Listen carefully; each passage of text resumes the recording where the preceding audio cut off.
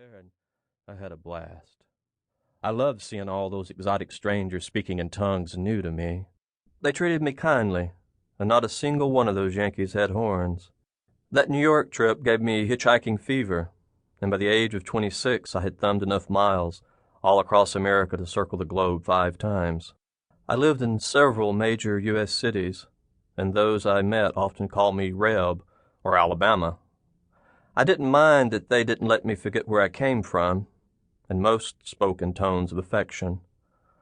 I am now 45, and I have a deep need to better understand what it is to be a Southerner, because my father, who I loved more than anyone on earth, fell dead in our garden last summer while planting peas. He was my best friend, and I admired him.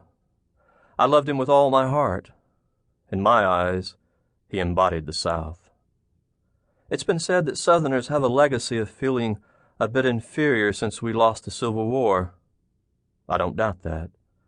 My childhood fears of Sherman were still audible, echoes of that war.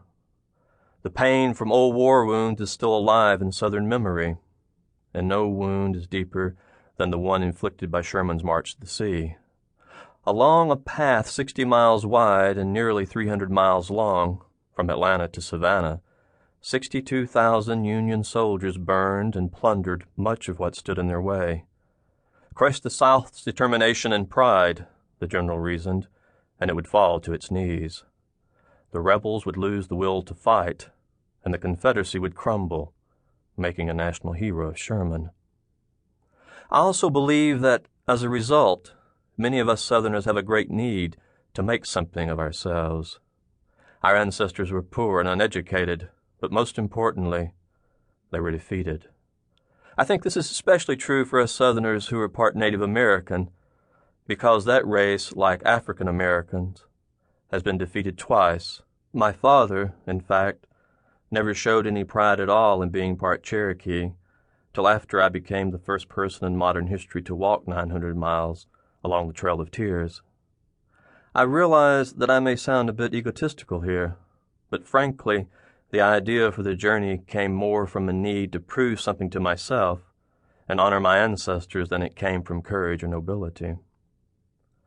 My father was a living link with the past, but he also saw the future. The South is changing, he would tell me. Get yourself an education so you don't have to be a carpenter like me and your grandpa and your great-grandpa. Do something where you can use your mind, and don't be afraid to take a chance if it's something you believe in. And have fun with it, or you'll get old before your time. He was pleased when I graduated from the University of Alabama and decided to become a writer, though no one in all our generations in the South had done such a thing. Daddy could read and write, but putting words on paper frightened him. Still, it didn't stop him from believing in me as a writer. When Daddy died, I wondered where I'd get the strength to go on. His faith in me had been my inspiration. He had pushed me into the future. He'd shown me how to walk my own path, a path that led me all over the country, but somehow he must have known that path would eventually lead me back home. He never showed me much of what he was feeling, and I confessed I used to go some lengths to get the closeness I craved. Sometimes I'd sneak up behind him at the barn where he thought he would be all alone. There he made up songs and sang them as he cracked walnuts on a big rock and ate them. Every time I heard him making up a song, it gave me a lift because I knew he was feeling carefree. I needed to find a way to get that close to Daddy again. I couldn't spy on him, but maybe I could walk his path to honor him. And there is no path that would lead me closer to Daddy, and closer to the heart of the South he embodied, than the path of Sherman's march. I found myself wondering about its impact. What stories about the Civil War have been passed from generation to generation to those who live along that once fiery route?